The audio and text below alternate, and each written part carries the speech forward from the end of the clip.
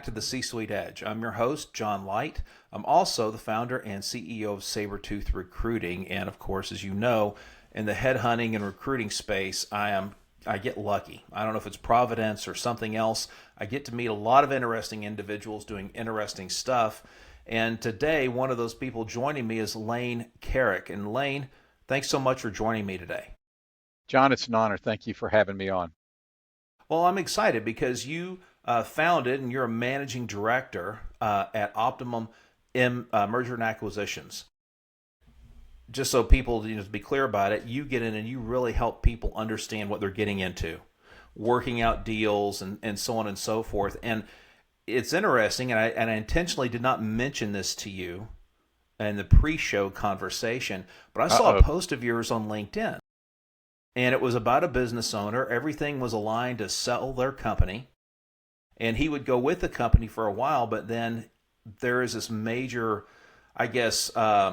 epiphany when he ran into the fact that he no longer had unlimited authority to do CapEx.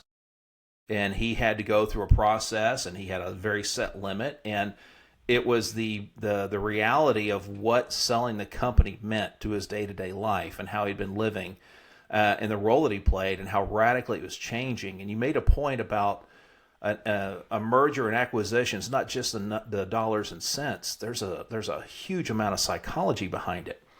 And so I'm hoping as we get started here that you could maybe share a little bit about your background. And of course, if you want to talk too about your own podcast, and if people aren't aware of it, you have a podcast called The Deal Table that I think, man, I'd listen to that just for the title. It sounds cool. Maybe you could just bring us up to speed on your background, what brought you to founding Optimum and producing The Deal Table. Sure, thank you. In terms of business owners, typically founder, owner, operator, started a business, grew it, and are exiting. The emotional aspect of that, John, is probably at least equally important to the financial issues. In some cases, they overwhelm the economic issues. I was informed in that regard, and it makes me a better M&A advisor by seeing what my father went through. So my father is from Memphis, Tennessee, and he went to high school with a gentleman named Kimmons Wilson. Kimmons Wilson ended up founding Holiday Inns, and he created the modern hospitality industry. So my dad pledged my mother's wedding ring and $10,000 cash value life insurance policy to borrow money from the bank to go build the Holiday Inn at Tupelo, Mississippi, after buying the franchise rights from his high school buddy for $5,000. So I grew up in a very entrepreneurial household. My dad spent 10, 15 years building, owning, operating Holiday Inns across mostly the southeastern United States. And then he sold, mostly because my mother told him one day, he was on the road 5-6 days a week, just, going around to all these hotels. And she said, you're an absentee husband and father. This really wasn't what we were, what I was bargaining for. And I think that with her prodding, and frankly, I think he was pretty exhausted from all of that, he sold. I was in high school, and all of a sudden my father, who was never at home, was at home asking me if I'd finished my homework. I watched him go through a really challenging period for him because he was so consumed owning and operating that business. It was his identity. He was the guy that owned and operated the Holiday Inns. Every morning the phone would, if he was home, the phone would start ringing at 6 o'clock, and it wouldn't stop until he unplugged it at night so we could have dinner. And as much as that may have been a burden to him, it also was who he was, and it was what he did every day. And when he sold his Holiday Inns, he really lost his identity. And I was young enough, I was dealing with my own issues as a teenage boy, right? But I've come to realize just how profound that transition was for him and how ill prepared he was for it emotionally. He didn't play cards, he didn't gamble, he didn't play golf. And so he really had to find a new purpose. And I bring that to the table when I work with business owners. I started Optima a year and a half ago after working a number of, we can call them M&A, we can call it business brokerage, we can call it investment banking, just depending on the size of the deal, you get a fancier title. But at the end of the day, I represent owners of businesses, in my case, typically from 10 to $50 million of enterprise value. We'll call that the lower middle market. And I work almost exclusively with founder owner operators who are going through the same thing I went through. I ran a firm called Sovereign Wealth Management. I grew it into a national firm. I sold it to a national roll-up group who sold to Goldman Sachs. So I did some roll-ups underneath my firm. I got rolled up, and they got rolled up by the biggest fish in the pond. I watched my father go through this, and so I feel like I bring the technical skills of understanding the financial aspects of negotiating the sale of a Mm-hmm. business that size with understanding the emotional impact that it has on that seller, which shows up in a variety of ways as you're working the deal. All that being said, and it's funny to me of the guests I've had on, you're not the first guest to have really talked about the impact a parent or parents had on where their careers have gone in their lives. It's really profound coming from my chair, listening to so many people talk about this sort of thing. But I'm really curious, Lane, if you were looking through everything you do with Optimum, how would you define the biggest problem you all solve for people? Because with M&A, with any transaction, there can be a ton of different problems and different functionalities in different spaces. What's the biggest one you guys deal with typically? So in the market that I serve, John, which is at 10 to $50 million, I'll play above and below that, depending on circumstances. The biggest disconnect is you've got a founder owner operator. I'll give you a specific example. I represented a business owned by a 40-year-old gentleman who started cutting grass in high school and turned it into a $30+ million commercial landscaping firm. Wow, good on him. He was he was very, very good at all things related to running a commercial landscaping firm, but he'd never done a business transaction. So he had nothing to draw from, no experience, no education relative to how do I sell my business. Mm-hmm. His buyer of a business that size, 28 million small businesses in the U.S. that are Main Street businesses, the mom and pop grocery store, or restaurant, or laundromat. It's going to sell for $1 million or less. Those deals are handled by business brokers, and and they're Main Street deals, and it's smaller dollar values, and usually involves the SBA. The market I serve, the buyer changes. The buyer becomes typically a private equity firm or a family office. Now, that private equity firm or family office may look at 100, 200, 500, even 1,000 deals in a given year and do a couple, right? And they've got lawyers, and they've got accountants, and they've got analysts that have MBAs from Wharton, that are crunching numbers. And so if you're a business owner and you've never sold a business and you go into that process and you're not well represented, there are 1,000 ways for you to get underwater on that because you're dealing with a highly sophisticated professional buyer of businesses. The way I look at my role is I even the table, right? Mm-hmm. I know how these private equity and family offices. I've sold to them. I've run a family office, so I understand the mindset. I've worked enough deals with those buyers that I understand the process they're going to go through. I know where the pitfalls are. Probably the most valuable thing I can do is prepare my seller to understand what that process is going to look like, because there's some real pain points along the way. When a private equity firm buys a business and writes them a $20 million check, they're going to do a quality of earnings analysis. That means Mm-hmm. 60 to maybe even 90 days of intense accounting due diligence on your business. Why did you write a check for $173 to this vendor 2.5 years ago? Followed by legal due diligence, where one of the top law firms in the country is going to be tearing apart every aspect of your business from a legal standpoint, insurance Mm-hmm. experts, cybersecurity experts. So if you're not prepared to go through that process, which how many business owners do you know that have started and grown a business are prepared Mm-hmm. to sort of run that gauntlet? So I know what the process is like. I know the language that's used, in the deals. I know how to turn that into plain English for my clients. I know how to prepare them for the things that they can take offense at, right? When you're selling your business that you've grown and it's your identity, and somebody's asking you why you made a decision you did, you take it as a personal affront. So a lot of it is managing emotions. And it's really that combination of, do you have the knowledge and experience to understand how to effectively negotiate and advocate for your client, combined with, can you hold their hand at the same time and explain to them what's happening and why it's happening, and sort of try to keep the emotions as even as possible through a process. I'll give you a stat. Firmex, who's a vendor to lower middle market M&A shops, does an annual survey of folks like myself, and in the last survey they produced, it said that 30% of deals fall out between the letter of intent and closing, right? Hmm. So Okay. you own a business, you go to all the trouble, you go out there, you have a beauty pageant, you sign a letter of intent, you think you're done, right? Oh, okay, well, Hmm. home stretch, you're just getting started. One out of every three deals in the lower middle market fall out after they've signed a letter of intent. So it is a challenging activity. Wow.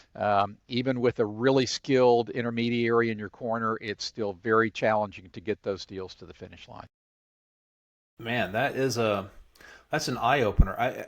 I just read recently, when it came to mortgages, when people buy homes here in 2025 in the U.S., we've hit a threshold where 15% of all those purchases fall out.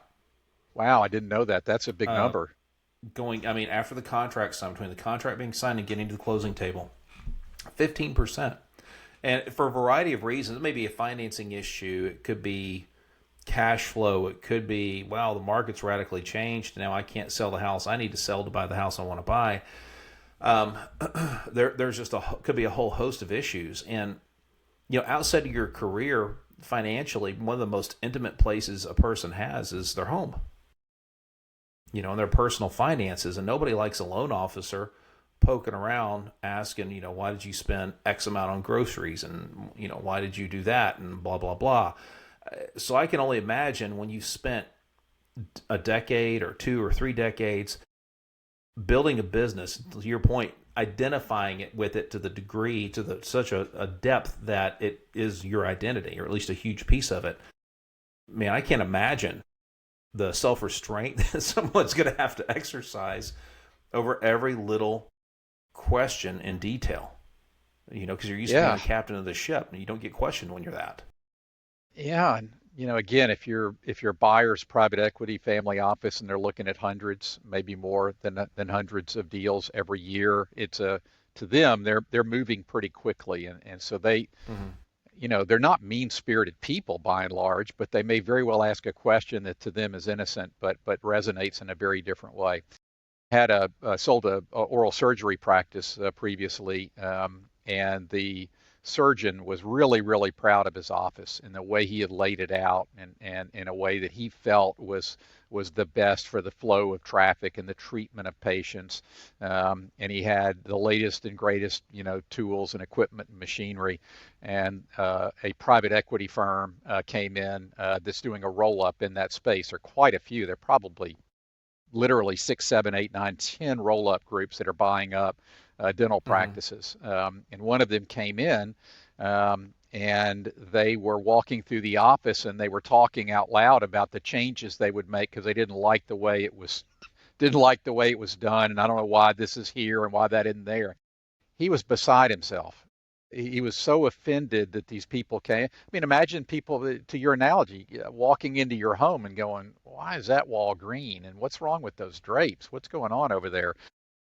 So it is very personal when you've owned and operated the business, and you are very sensitive to questions that you perceive to be criticisms. And my father was kind of a Yogi Berra type of guy, in that he had these malapropisms, he would say, that didn't make any Mm-hmm. sense, but then they did.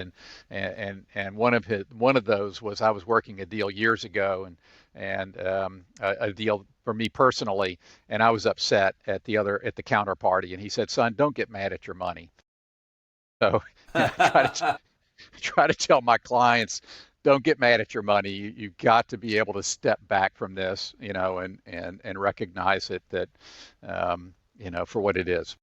That's pretty sage, very sage wisdom there from your dad. He Yeah. must have been malapropisms. I imagine he was quite the character with those. Yeah, he had a lot of southern, he's from Memphis, and his first job was grading cotton on the Memphis Cotton Exchange. And so Mhm. he came back with all these sayings that came out of the agricultural world. And one of the other ones I always used as a young wealth manager and older wealth manager, and now in M&A is it's a great agricultural saying, was pigs get fat and hogs get slaughtered. It's okay to be a pig, but don't be a hog, right? So I'll trot that out every now and then if I think a client is being unreasonably greedy Yeah. in the sale of their business. Well, it's Just not be an a hog. unfair thing. It's not an Just be a unfair thing pig. to say. Well, when No. I hear "don't be a hog, be a pig," I actually think the opposite. I think about hogs. I think about offensive linemen in the NFL.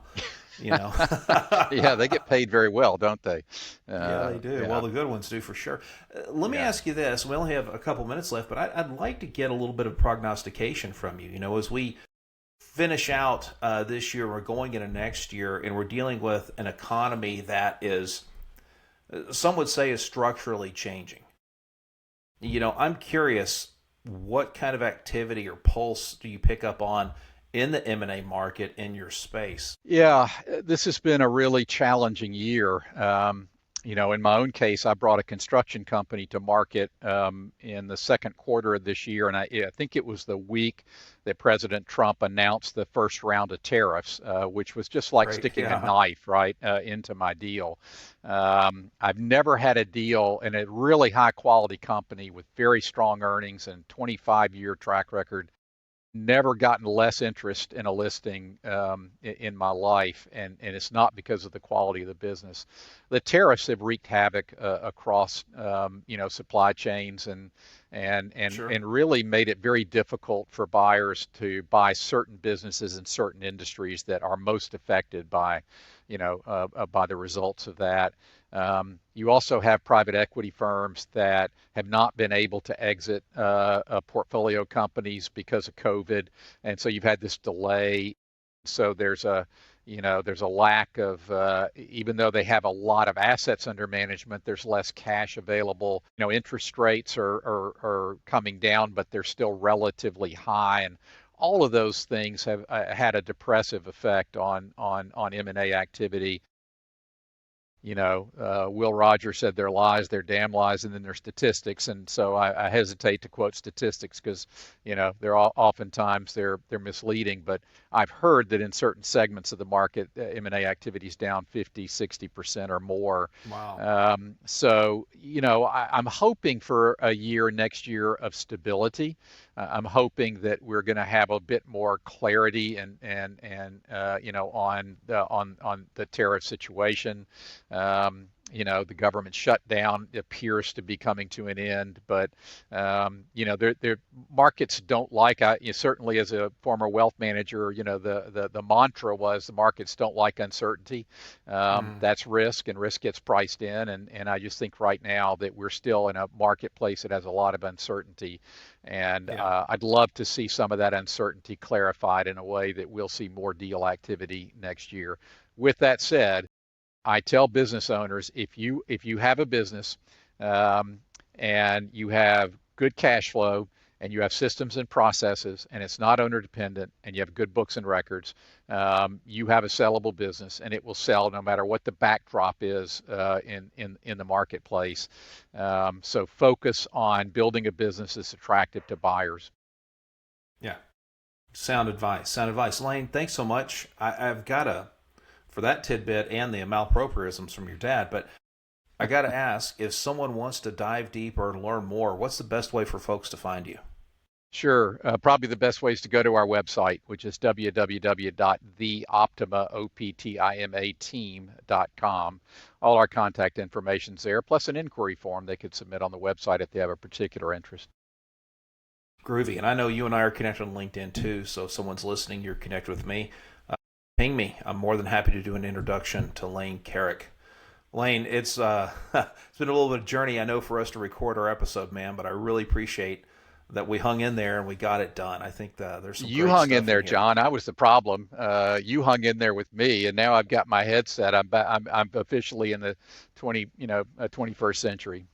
Yeah, it's a little bit different podcasting in a virtual studio versus, a physical studio with a lot of accoutrements and hardware and stuff. But I'm just great. I feel great whenever I have a guest on who has their own podcast, because we tend to present information differently. We get right to the heart of the matter, man.